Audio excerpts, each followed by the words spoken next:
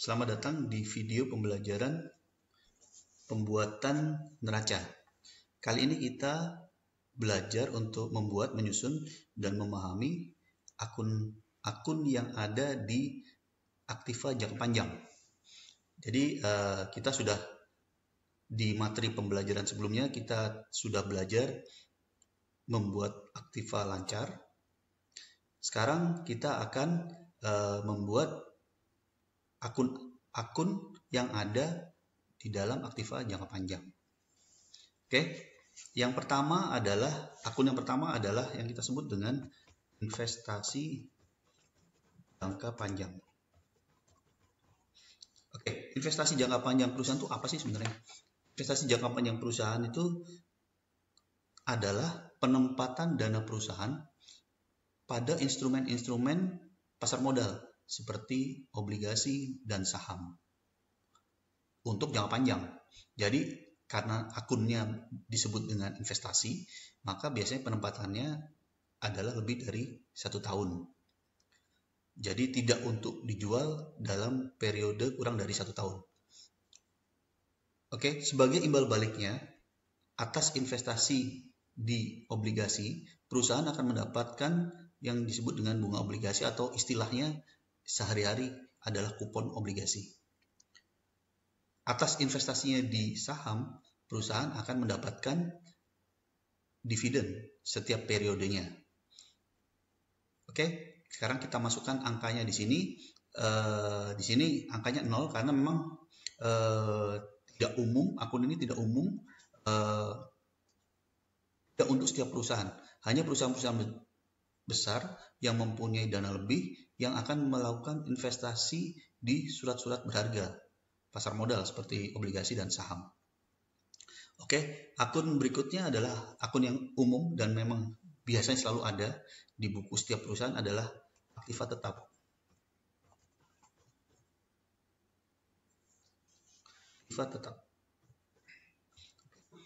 Aktiva tetap perusahaan ini biasanya terdiri dari tanah, bangunan, mesin produksi, peralatan, kendaraan.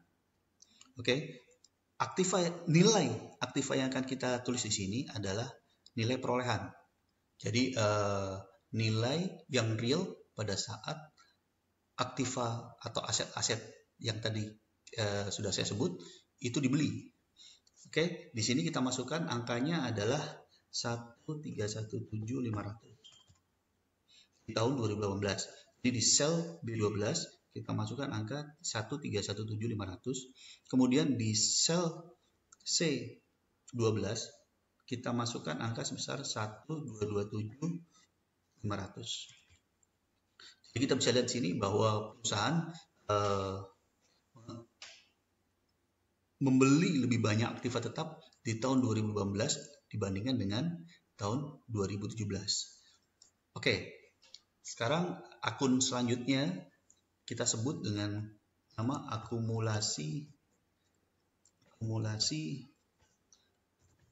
depresiasi. Oke, ini angkanya adalah 415.500 tahun. Jadi di sel B13 kita masukkan 415.500 untuk akumulasi depresiasi tahun 2018. Di tahun 2017 akumulasi depresiasinya adalah sebesar 365.500. Oke. Apa sih yang disebut dengan depresiasi dan apa itu akumulasi depresiasi? Jadi aktiva pada saat pembelian dicatatkan dengan sesuai dengan harga belinya.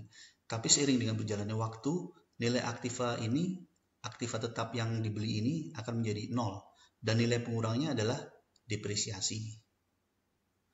Oke, kita bisa lihat di sini bahwa terjadi peningkatan akumulasi depresiasi dari tahun 2017 ke tahun 2018 sebesar 50.000, yaitu kalau kita hitung di sini sama dengan 115.500 dikurang dengan 365.000. Maka di sini ketemu 50.000. Jadi 50.000 ini, tambahan ini adalah biaya depresiasi dari aktiva tetap perusahaan di tahun 2015. Kita bisa lihat di sini, kita pindah ke sheet laporan laba rugi. Ada biaya depresiasi sebesar 50.000. Jadi matching antara peningkatan yang terjadi di akumulasi depresiasi perusahaan di neraca dengan yang di laporan laba rugi. Oke, kita hapus. Kemudian di sini adalah selanjutnya adalah aktiva tetap bersih. Tetap bersih.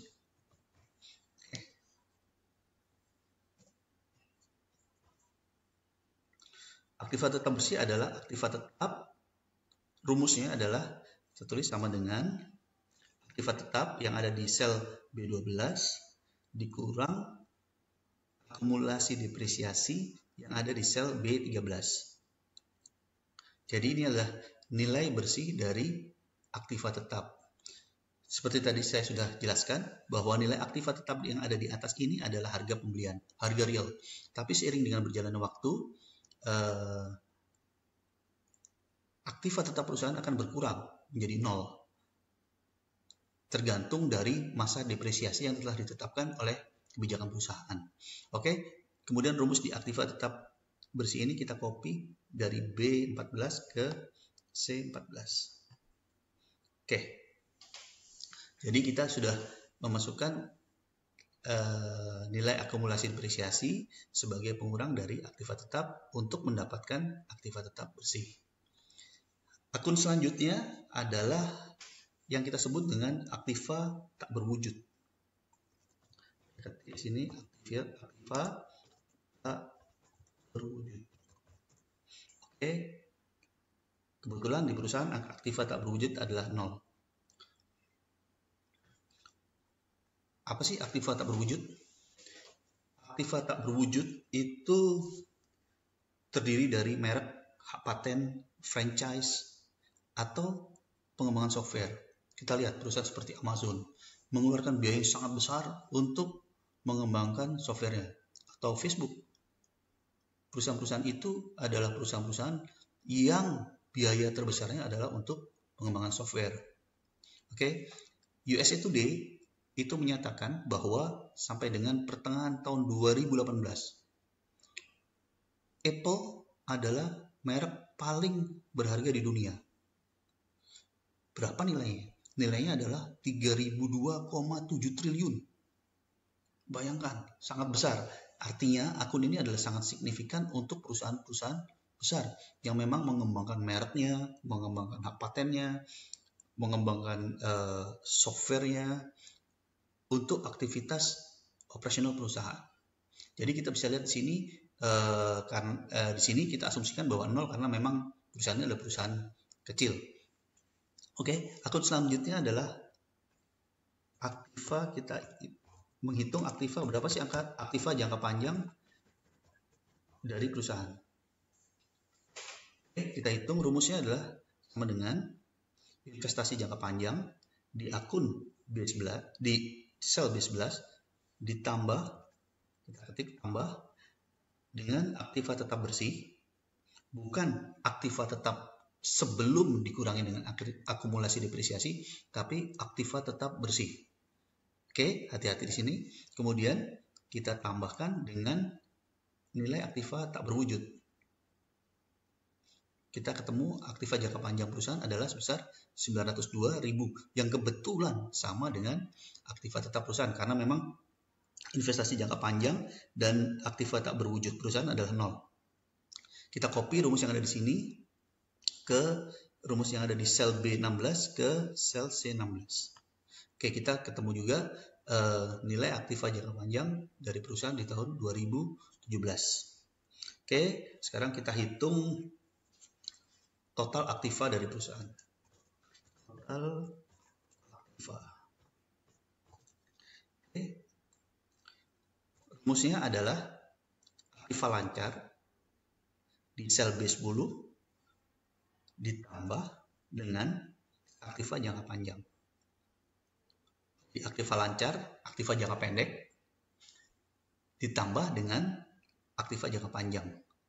Ini rumusnya. Oke, kita klik OK. Kemudian kita copy rumus yang ada di sel B17 ke sel C17. Oke, jadi kita sudah belajar memahami dan menyusun. Jadi kalau kita mau menyusun ini, kita memang harus paham apa sih yang dimaksud dengan kas dan setara kas, surat berharga, piutang dagang, persediaan, biaya dibayar di muka, aktiva tetap, investasi jangka panjang, atau aktiva tak berwujud. Jadi kita harus mengerti, memahami arti dari setiap akun. Apa sih akun-akun itu sebenarnya? Oke, jadi sekarang kita sudah selesai membuat bagian dari neraca, yaitu total aktiva.